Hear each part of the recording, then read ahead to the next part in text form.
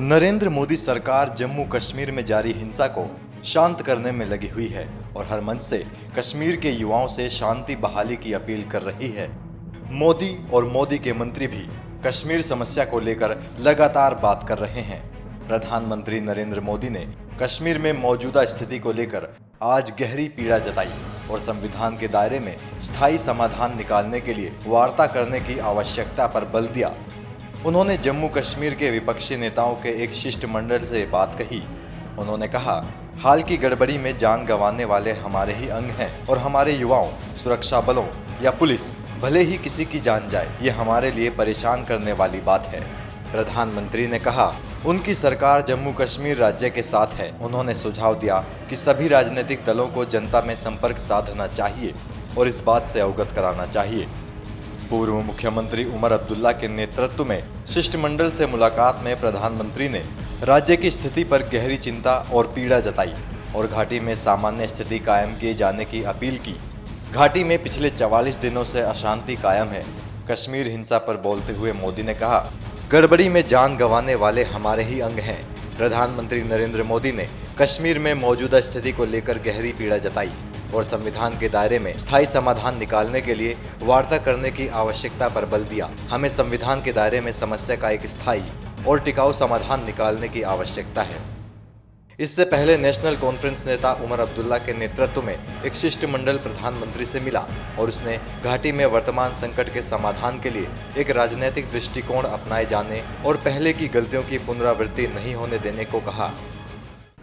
बड़े इत्मीनान से वजीर आजम साहब ने सबकी बातें सुनी और हमारे मेमोरेंडम को स्वीकार किया। हमने उनसे वही बातें की जो लगातार दिल्ली आने के बाद हमने हर किसी के साथ की कि जम्मू कश्मीर का जो मसला और खासकर आजकल जो घाटी में एक सूरत हाल बनी हुई है, उसको सही तरीके से समझने तारीख में सर इस तरह आ जाए और समझने के बाद सही तरीके से उसका इलाज खोज के निकालना बहुत ज्यादा जरूरी है। हमने इस बात पे जोर दिया कि जम्मू कश्मीर का जो मसला है वो एक सियासी मसला है। वक्तन फवक्तन इस तरह के हालात बन जाते हैं, लेकिन अगर सियासी तौर इनका हल खोज के निकाला नहीं जाता तो बार बार हमसे यही गलती होगी, यही छूट होगी। वजीर आजम साहब ने भी अपनी जगह इस चीज को तस्लीम किया है कि सिर्फ डेवलपमेंट में ही इन मसलों का हल नहीं है। हम यही उम्मीद रखते हुए कि हमारी बातों का थोड़ा सा असर होगा। हम यहां किसी के खिलाफ शिकायत या शिकवा लेके नहीं आए, एक फरमान, एक गुजारिश लेके आए हैं और उम्मीद करते हैं कि उस पे जब अमल होगा तो जम्मू कश्मीर को तो उसका फायदा होगा ही होगा, लेकिन बाकी मुल्क पे भी उसका एक अच्छा असर होगा। यही पैगाम लेके हम यहाँ पे आए हैं। एक एक करके कर लीजिए ना। Sir 1 minute, I start from here and work my way across.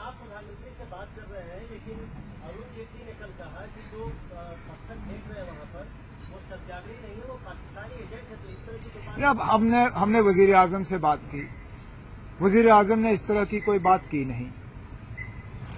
हमने अपना जो इसमें हमारी जो अंडरस्टैंडिंग है वो वजीर आजम साहब के सामने रखी। वजीर आजम साहब ने खुद इस चीज को तस्लीम किया है कि जम्मू कश्मीर में इन हालात में सियासत नहीं की जानी चाहिए। हम पे भी ये जिम्मेदारी आती है और इसलिए हम पार्टी लाइन छोड़ के हम सब एक मंच पे आए हैं इस मसले का हल खोजने के लिए। इस बात के बावजूद कि 2 साल भी नहीं हुए हैं कि हमने एक दूसरे के खिलाफ इलेक्शन लड़े हैं, लेकिन आज उन सब चीजों को अलग रख के हम एक साथ आए हैं ताकि इस मसले का कोई हल निकले। और मेरी इस जगह से यही गुजारिश बाकी लीडरों से होगी कि सियासत करने के लिए बहुत वक्त होगा और बहुत जगह होंगी सियासत करने के लिए। जम्मू कश्मीर जो है वो पॉलिटिक्स का अखाड़ा नहीं बनना चाहिए। मैं आप तक आ जाऊंगा। Now, it is not my mandate to speak for the Prime Minister. I am telling you that the Prime Minister told us in categorical terms that development alone will not resolve this problem. I am not going to put words into the Prime Minister's mouth, nor am I going to draw further meaning from what he said. He did accept that development alone is not the problem, is not the solution to the problem. Beyond this, I think that these are questions that you can pose to the Prime Minister's office.